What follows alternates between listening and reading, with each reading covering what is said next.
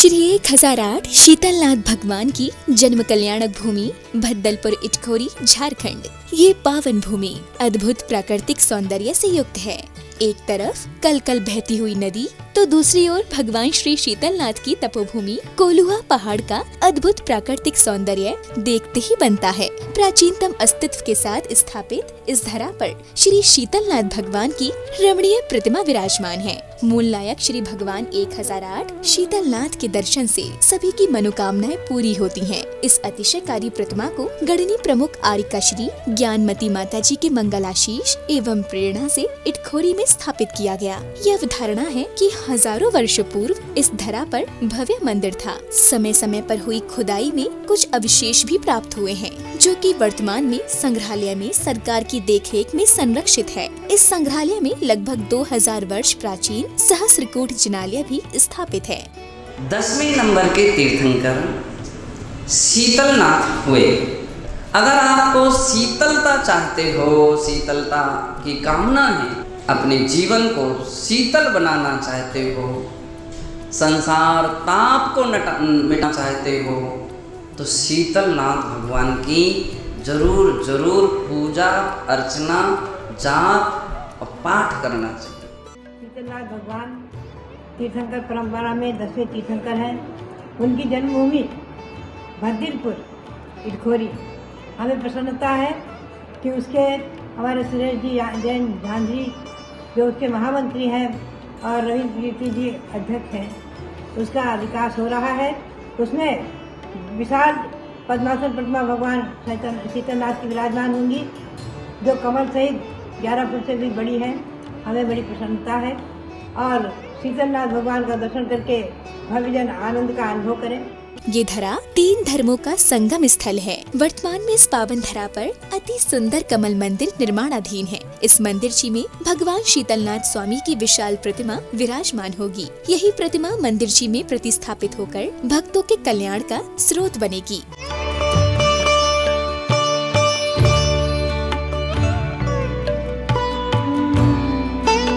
तीर्थ क्षेत्र पर प्रतिदिन सभी पुण्यार्जकों की ओर से भगवान श्री शीतलनाथ जी का अभिषेक शांति धारा कर छत्र और चवर चढ़ाए जाते हैं। तत्पश्चात प्रभु की सामूहिक आरती की जाती है। इस कार्यक्रम के आयोजक हैं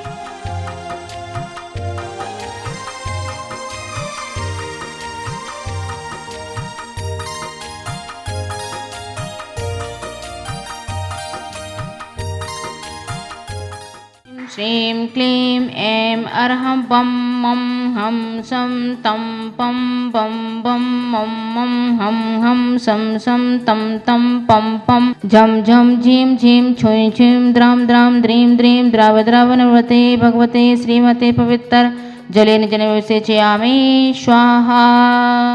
ओम नमः सिद्धेभ्यः श्रीभीतरागाय नमः। नमो अरिहंताणं नमो सिद्धाणं नमो आयरियाणं नमो उवज्झायाणं नमो लोये सब्बसाहूणं।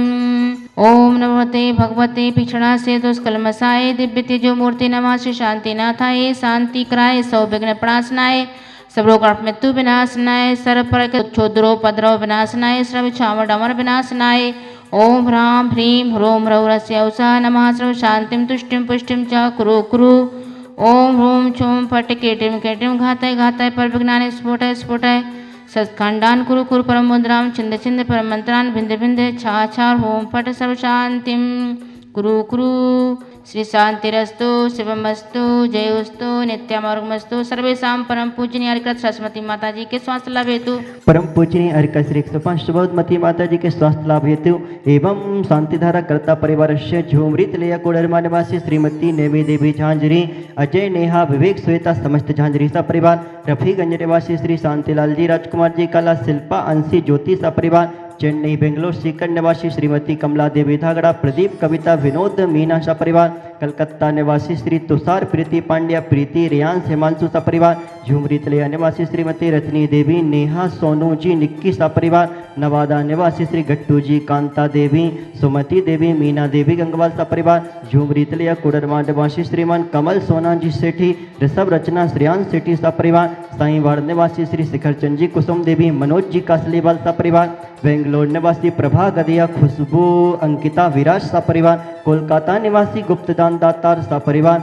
जय कुमार जी तसला देवी गंगवाल, रोहित रिद्धि दक्ष गंगवाल सपरिवार, गिरिडीह वाले समस्त परिवार, बड़ौदा गुजरात निवासी मनोज किरण की शादी की 31वीं वर्षगांठ के उपलक्ष्य में एवं भद्दलपुर इटखोरी दिगंबर जैन समाज देखने वाले सुनने वाले सभी के सुख शांति समृद्धि एवं आरोग्यता की कामना हेतु सर्वेषां तुष्टिरस्तु समृद्धिरस्तु कल्याणमस्तु सुखमस्तु अभिवृद्धिरस्तु दीर्घायुरस्तु कुलगुत धन धान्यम सदा सन्तु सद्धर्म श्रीबल आयु आरोग्य ऐश्वर्य वृद्धिरस्तु ओम ह्रीं अरहं नमो संपूर्ण कल्याण मंगल रूप मोक्ष पुरुषाच भवतु संपूजकानां प्रतिपालकानां यतीन्द्र सामान्य तपोधनानां देशस्य राष्ट्रस्य पुरस्य राज्ञा करोतु शान्तिं भगवज्जिनेन्द्रः अष्टप्रतिहार मध्ये छत्रत्रय स्थापनं करोम्यहम् ओम ह्रीं अष्टप्रतिहार मध्ये चमर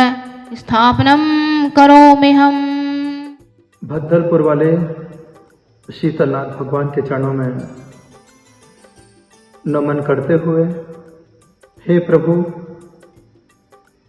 आपके जन्म लेने के प्रभाव से आज यह धराधन्य हुई। मैं भी आपके चरणों में नतमस्तक होकर के, समर्पित होकर के भक्तामर के 8वें नंबर काव्य की आराधना करता हूँ। बड़े आत्मीयता के साथ इस काव्य का रसपान करेंगे। मत्वेति नाथ तव संस्तवनं मयीद मारभ्यते तनुधियापि तव प्रभावा चेतो हरिष्यति सतां नलिनी दलेषु मुक्ता फलद्युतिमुपैति ननूद बिंदुः। क्या बात आचार्यमान तुम सुनो। इस काव्य के माध्यम से कहते हैं, मत्वेति नाथ, हे नाथ, तब संस्तवनम मयीद, ऐसा मानकर, कैसा मानकर, तनुधियापि, मैं मंद बुद्धि वाला हूं, अल्प बुद्धि वाला हूं, ऐसा मानकर भी आपकी स्तुति करने के लिए मैं तैयार हुआ। क्यों हुआ हूं? क्योंकि मैं जानता हूं, मैं मानता हूं, तब प्रभाव, यह स्तुति प्रारंभ तो कर दी है, लेकिन तब प्रभावात, आपके प्रभाव से ही चेतो हरिष्यति सताम नलिनी दलेषु, जो भव्य जीव हैं, आपके प्रभाव से ही भव्य जीवों का चित्त यह संस्तवन हरेगा। किस प्रकार से हरेगा? तो यहां पर कहते हैं, नलिनी दलेषु मुक्ता फलद्युतिमुपैति ननूद बिंदु। जिस प्रकार से प्रातः काल में उसकी बूंद कमल पत्र पर पड़ती है, तो वह बूंद भी पत्र के प्रभाव से मोती की तरह, मुक्ता फल की तरह, मोती की तरह चमकती है। इसमें कमल पत्र का प्रभाव है, सूर्य की किरणों का प्रभाव है। यदि इस बूंद को कमल पत्र अपने हाथों में नहीं लेता, अपने ऊपर स्वीकार नहीं करता, तो वह बूंद भी पानी में मिलकर के उसका अस्तित्व खत्म हो जाता है।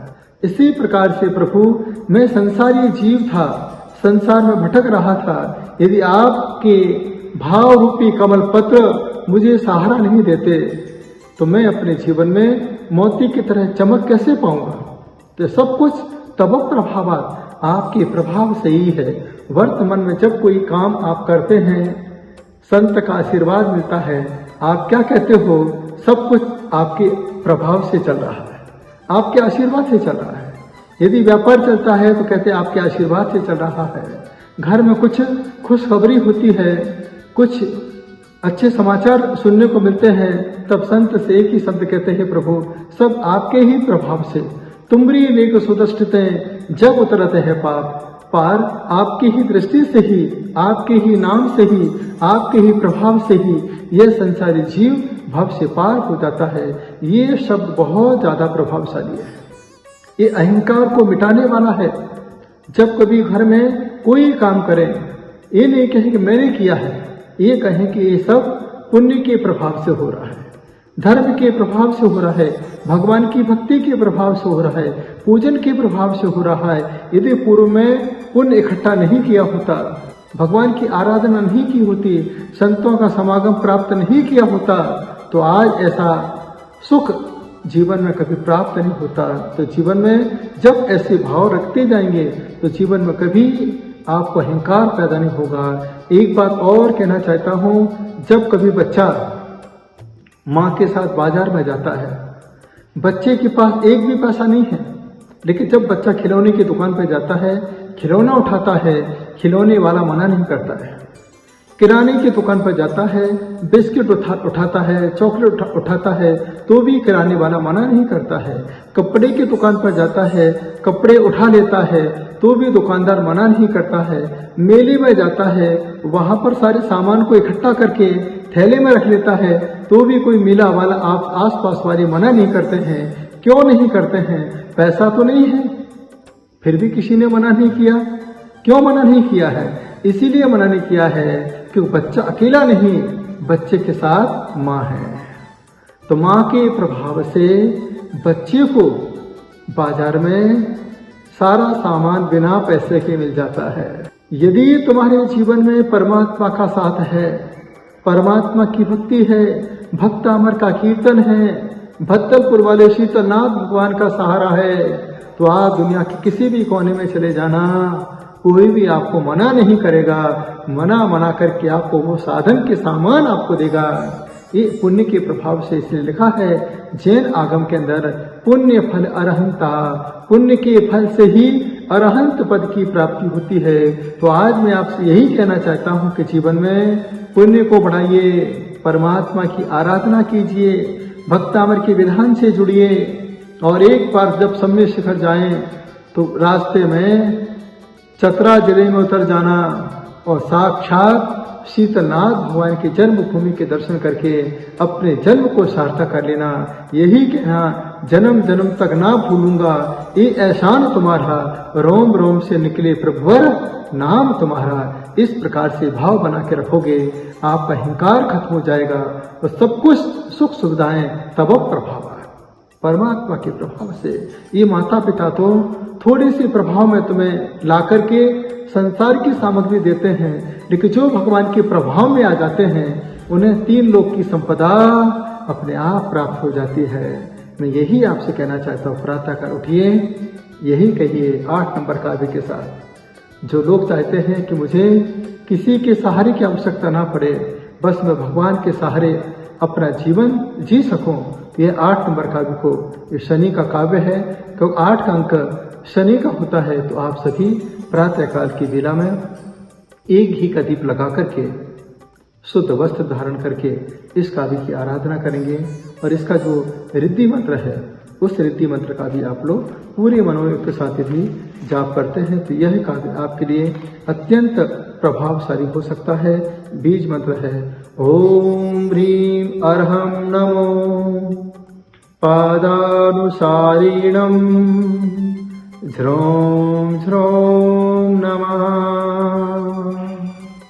इस प्रकार से इस मंत्र का जाप करते हुए अपने मन में यही भाव रखें कि हे प्रभु, मैं जो कुछ भी कर रहा हूँ सब कुछ तब प्रभाव है, आपके प्रभाव से हो रहा है।